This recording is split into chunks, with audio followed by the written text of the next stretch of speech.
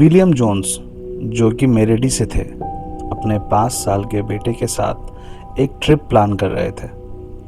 उस ट्रिप का मकसद टॉमी को उसके दादा दादी से मिलवाना था, जो कि ब्रिकन नाम की एक जगह में है।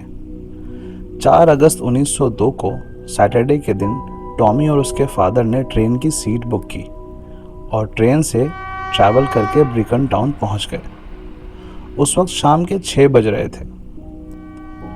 ब्रिकन पहुंच के उन्हें रेलवे स्टेशन से 4 मील लंबा सफ़र तय करना था और तब वो अपने ग्रैंडफादर के फार्म हाउस पहुंच जाते।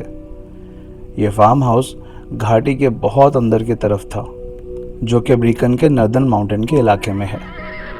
2 घंटे के लंबे पैदल सफ़र के बाद वो एक जगह पहुंचे जहां आर्मी का एक ट्रेनिंग कैंप था। ये दोनों बाप बेटे जिस जगह से गुजर रहे थे वो बहुत गर्म जगह थी और उनके दादाजी का फार्म वहाँ से आधे मील के आसपास होगा, लेकिन बेहद गर्मी की वजह से विलियम उस जगह पे थोड़ी देर आराम करने के लिए रुक गए। जहाँ पर ये रुके थे वहाँ पर एक आर्मी कैंटीन भी था। विलियम उस कैंटीन पर पहुँचे और अपने बेटे टॉमी के लिए बिस्किट्स लेने लगे कि अचानक विलियम की नज़र उनके फादर और उनके कज़न के बेटे विली पर पड़ी और वो बेहद हैरानी के साथ साथ खुश भी हो गए। विली को जल्दी से फार्म पर भेज दिया गया ताकि वो वहाँ ग्रैंडमदर को ये बता सके कि टॉमी एंड विलियम पहुँचने वाले हैं। विली की उम्र 13 साल की थी। उसे जाते देख टॉमी ने भी उसके साथ जाने की जिद की और दोनों दौड़ते हुए वहाँ से निकल गए।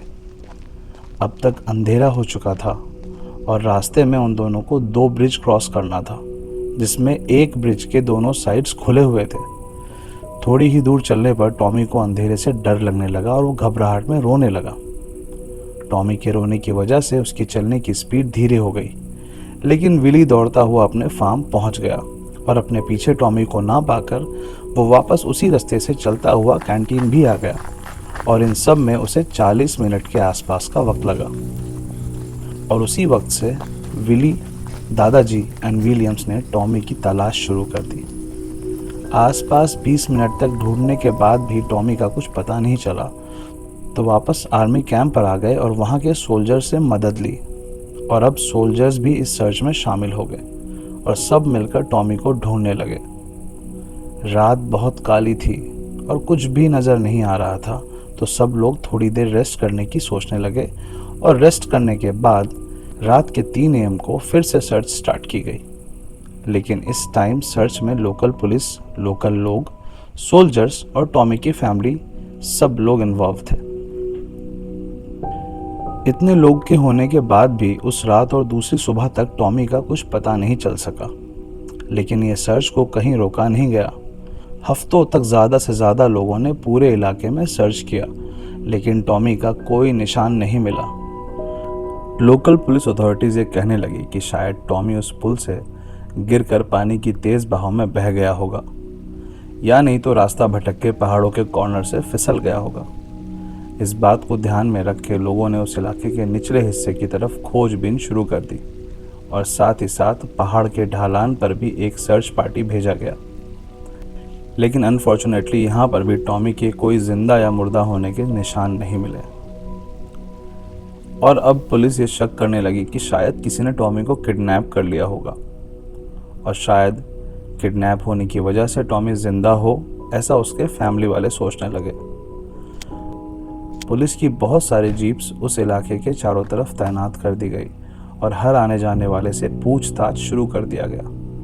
बहुत लोगों को शक के बिना पर कस्टडी में लिया गया, लेकिन किसी से कुछ भी हासिल नहीं हुआ और ये खबर पूरे शहर और मीडिया में फैल गई और धीरे धीरे ये खबर पूरे कंट्री की ब्रेकिंग न्यूज़ बन गई।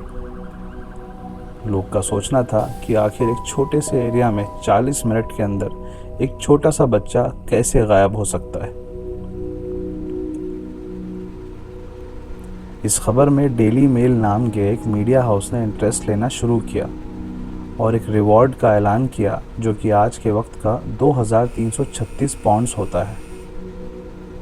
डेली मेल ने ब्रिकन शहर में एक स्पेशल कमिश्नर भी भेजा, जिसके आने से किडनैपिंग की थ्योरी थोड़ी धुंधली पड़ने लगी और उसके बदले ये कहा जाने लगा कि टॉमी को किसी बेऔलाद कपल ने उठा लिया होगा या शायद किसी वजह से टॉमी को मार दिया गया होगा। बहुत हफ्तों के बाद भी टॉमी का कुछ पता नहीं चल सका। तब विलियम की फैमिली उन्हें वापस अपने शहर बुलाने लगी, लेकिन विलियम को लग रहा था कि अभी भी उनका बेटा उसी जंगलों में कहीं ना कहीं भटक रहा है। और इसी बात को सोच के विलियम फिर से वापस ब्रिकन आ गए और खुद से सर्च करना शुरू कर दिया।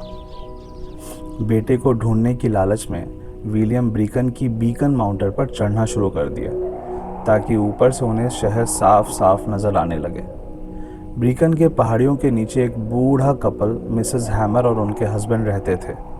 मिसेस हैमर का कहना था कि उन्हें ख्वाब में टॉमी के मिसिंग पॉइंट के बारे में पता चला है, और मिसेस हैमर्स ने बड़ी मुश्किल से अपने हस्बैंड को उस जगह पर जाकर सर्च करने को मना लिया था।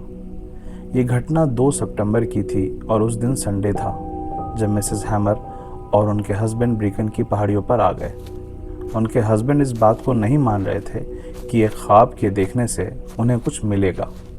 फिर भी अपनी बीवी का दिल रखने के लिए वो ब्रिकन की पहाड़ियों के ऊपर आ गए, और पीक पर पहुंचने के बाद एक ओपन ग्राउंड को क्रॉस करते ही मिसेस हैमर्स के हस्बैंड को टॉमी जोन्स की लाश मिली, और उसी वक्त पुलिस को खबर किया गया। उसकी लाश को वहां से पोस्टमार्टम के लिए ले जाया गया और पता चला कि इसकी मौत का कारण दम घुटने और भूख से हुई है।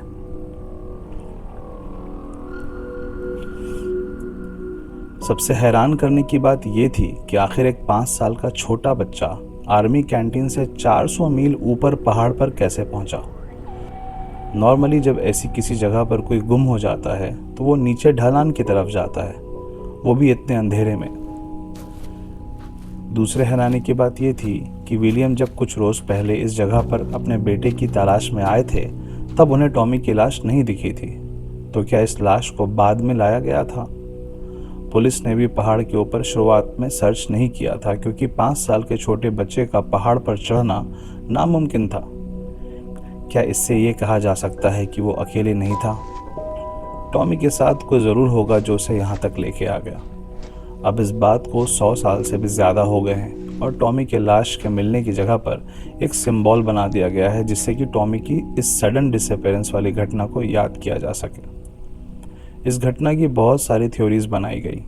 कुछ लोगों ने कहा कि किसी बड़े भालू ने इस बच्चे को उठा लिया होगा। किसी ने कहा कि आर्मी कैंप के पास होने की वजह से किसी दूसरे देश के इंटेलिजेंस एजेंसी वालों ने बच्चा उठा लिया होगा। कुछ लोगों ने इसे एलियन अबडक्शन वाली घटना बता दी। थ्योरी कोई भी हो, टॉमी अब वापस नहीं आ सकता। 5 साल के छोटे बच्चे को ये तक पता नहीं चला होगा कि आखिर उसकी जान किसने और किस वजह से ली।